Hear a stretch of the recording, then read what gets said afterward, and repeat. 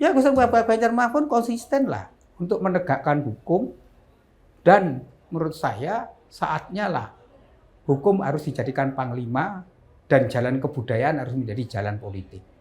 Artinya harus dimulai dengan bagaimana keberanian untuk membasmi korupsi. Dan membasmi korupsi yang paling gede itu sektor pertambangan. Dan kalau ini dilakukan, kita akan sejahtera adil. Karena pertambangan itulah munculnya sebuah yang disebut Yusril Gunio, itu yang namanya para mafia hitam itu di situ.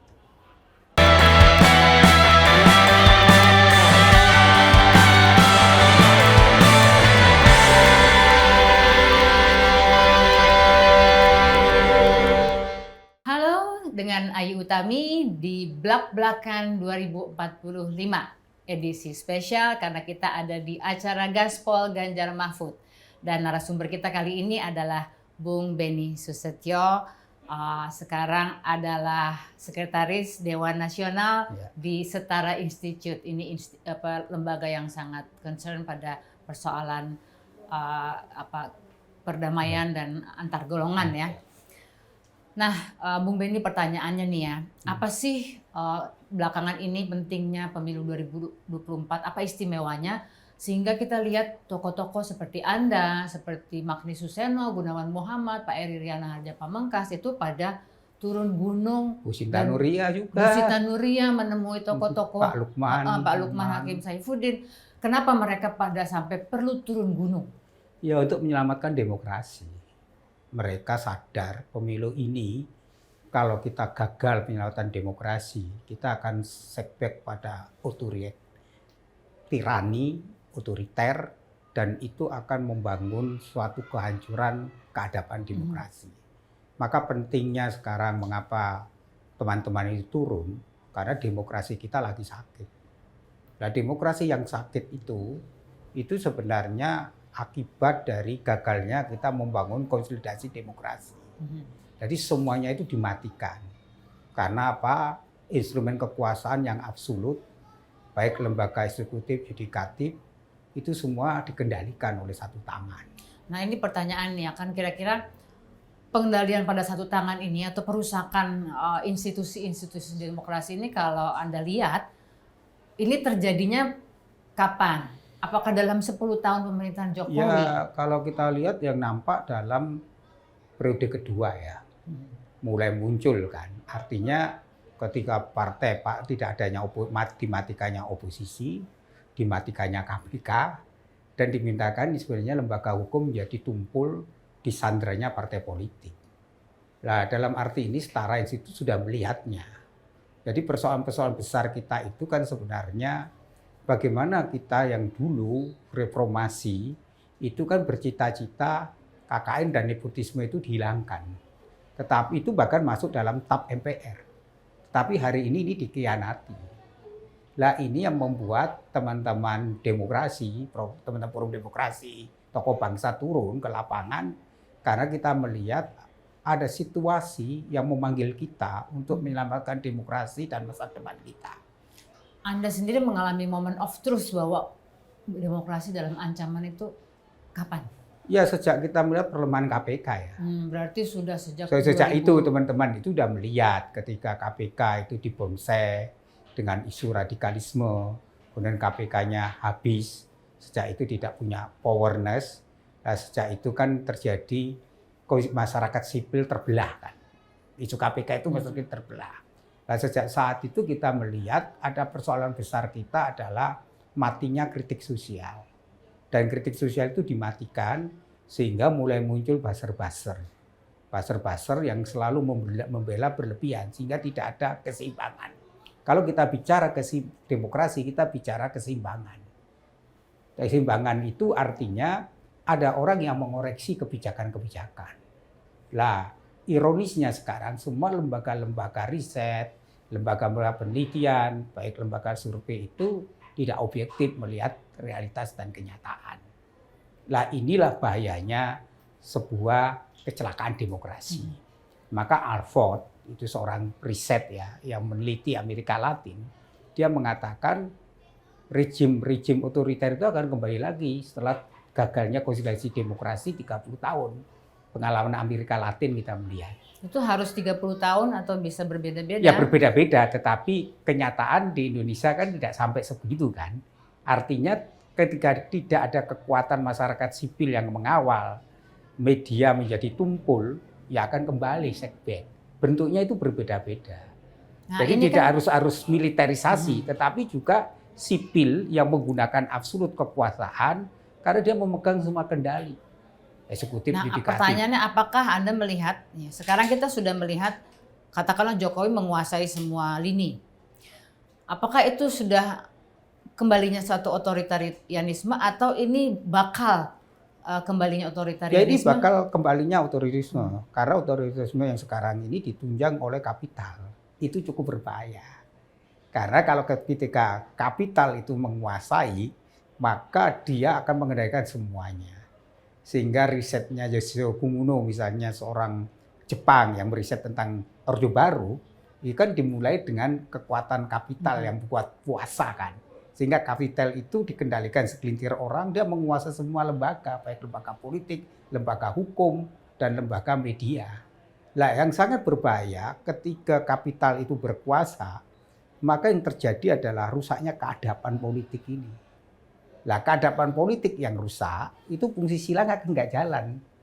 Yaitu negara dalam arti pemerintah yang buat regulasi, pasar akannya menjadi pasar yang tidak fairness, dan kemudian rakyat yang jadi korban. Nah, ini yang terjadi. Nah, pertanyaannya lagi ya, kalau kita melihat seperti itu kan sepertinya suram sekali. Ya memang suram kalau kita nggak turun jalan, kalau kita tidak menggerakkan kekuatan, kedaulatan di tangan rakyat.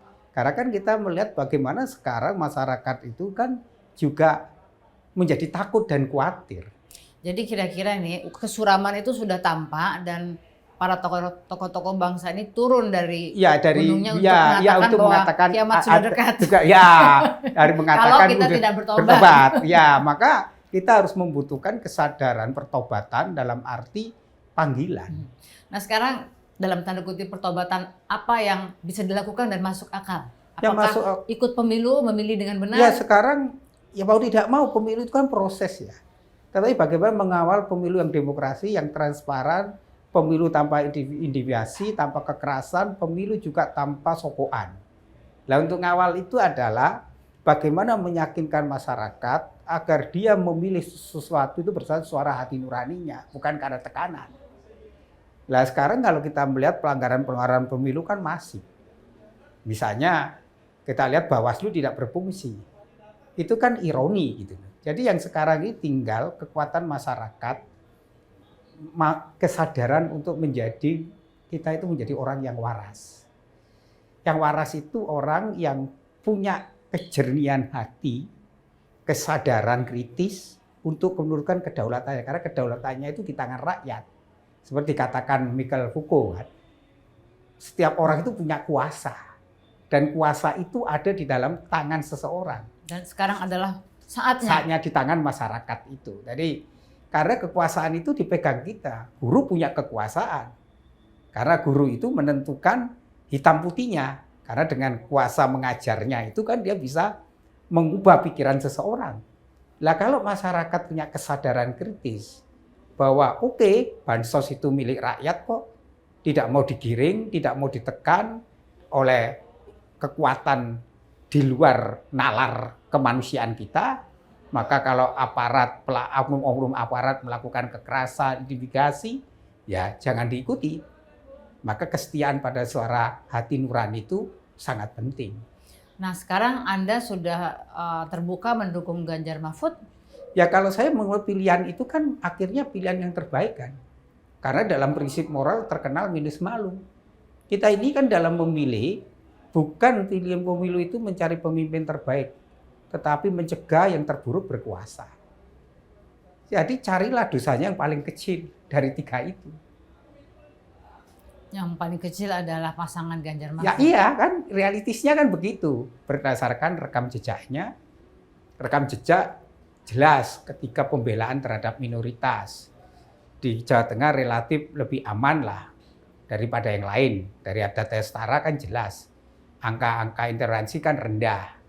Terus sikapnya tegas terhadap radikalisme, itu kan indikasi ya, konsisten menjaga keragaman kemajemukan. Jadi pilihan itu kan berdasarkan rasional kan. Sementara kalau kita melihat banyak orang memilih bukan berdasarkan pertimbangan rasional, tapi pertimbangan emosional atau misalnya takut atau senang. Gitu. Lah itu yang sebenarnya situasi dalam teori komunikasi, situasi yang tidak menyenangkan. Untuk keluar dari situasi tidak menyenangkan karena tekanan, represif, karena intimidasi, ya orang harus berani keluar dari rasa takut dan rasa khawatir itu. Tapi saya percaya kok suatu rakyat itu punya yang namanya kesadaran nurani. Mungkin sekarang diam. Tetapi itu bisa dibuktikan nanti 14 Februari di kotak suara. Tapi persoalannya, bagaimana kita harus mengawal pemilu ini jujur, tidak penuh dengan manipulasi kecurangan. Itu yang harusnya dikawal. Jadi ada gerakan masyarakat sipil rakyat untuk bergerak menyelamatkan demokrasi ini. Sebab kalau demokrasi ini tidak bisa kita selamatkan, kita akan kehilangan masa depan kita. Kalau 5 tahun kita gagal mencari pemimpin yang dosanya paling kecil, maka kita menuju pada tinggal mimpi semua masa depan kita. Jangan kita mengalami kembali pengalaman Amerika Latin, di mana masyarakat sipil mengalami gagal membangun konstitusi demokrasi, maka Amerika Serikat terpuruk dan menjadi negara miskin. Dan kita bisa menjadi negara gagal kalau kita gagal menyelamatkan demokrasi. Tapi Anda melihat kemungkinan bahwa kita bisa tetap berhasil ya kalau kita masyarakat kita itu kan memiliki sebuah daya juang yang luar biasa. Karena masyarakat kita itu kan punya pengalaman bagaimana menumbangkan Orde Baru. Meskipun butuh waktu 32 tahun. Tapi sekarang jangan lupa kita punya kekuatan yang disebut digitalisasi itu. Kekuatan digitalisasi itu yang mengatasi ruang dan waktu dan bisa menjebol tembok. Dulu 98 kita nggak punya itu. Paling SMS. Tetapi sekarang banyak kita melihat anak-anak muda penentunya itu kan hampir 60, ya sekitar 57% itu kan anak-anak muda generasi X dan Z. Generasi X dan Z saya rasa tidak sebodoh yang orang-orang ngomongkan. Karena mereka akan memilih pemimpin yang resistensinya paling kecil dan memilih pemimpin yang bagi mereka memberi harapan untuk lapangan kerja. Kalau pemimpinnya itu sudah penuh masalah, ditolak, kemudian terjadi tidak adanya rasa kepercayaan, distrustnya tinggi, ya masa depan suram. Jadi sekarang nih kita kembali, kalau saya bertanya, apa pesan Anda kepada Jokowi dan apa pesan Anda kepada Ganjar Mahfud? Ya kalau Pak Jokowi menurut saya ya kalau memang dia memang beri dukungan ya fair aja dukungan, nggak apa-apa, itu demokrasi. Tapi dia harus dukungan pada 02. Ya apa itu demokrasi kok. Jadi tapi kita cuti cuti dan tidak menggunakan fasilitas negara. Dia memberi contoh lah. Jadi kita dipimpin sama Ma'ruf Amin. Lah, ya memang untuk ya biasa kan begitu kan? Iya. Kan memang konsekuensinya kan untuk cuti misalnya cuti. Nah, sekarang pesan kepada Ganjar Mahfud. Ya pesan kepada Ganjar Mahfud konsisten lah untuk menegakkan hukum dan menurut saya saatnya lah hukum harus dijadikan panglima dan jalan kebudayaan harus menjadi jalan politik. Artinya harus dimulai dengan bagaimana keberanian untuk membasmi korupsi. Dan membasmi korupsi yang paling gede itu sektor pertambangan. Dan kalau ini dilakukan, kita akan sejahtera adil. Karena pertambangan itulah munculnya sebuah yang disebut Yusril Gonio, itu yang namanya para mafia hitam itu di situ. Nah ini yang kita harapkan. Jadi dengan Prof. Mahfud dengan pengalamannya, Ganjar dengan pengalaman pemerintahannya, bisa membuat kita terwujudnya sila kelima keadilan sosial. Buya Sapi selalu pesan kita itu gagal selalu gagal karena sila kelima itu tidak pernah dijalankan. Nah kita berharap Pak Ganjar mau menjalankan sila kelima keadilan sosial itu dengan menegakkan hukum, pemberantasan korupsi, mulailah dari sektor pertambangan. Mulai dari sektor pertambangan. Karena di situ untuk menegakkan hukum. Dan hukum itu terutama harus pertama adalah tadi apa sila kelima, karena itu yang ya, selama ini terbengkalai. tergalai dan itu dilupakan. Maka kita tagih juga janji mereka agar mereka setia kepada janjinya, taat kepada Tuhan, taat pada konstitusi, dan taat pada rakyat. Terima kasih banyak, Sama-sama. Bung Benny Susetyo. Kita sudah selesai bercakap-cakap dengan banyak pesan yang sangat berharga. Lanjutkan ikuti tayangan Blak-Blakan 2045 selanjutnya. Ciao.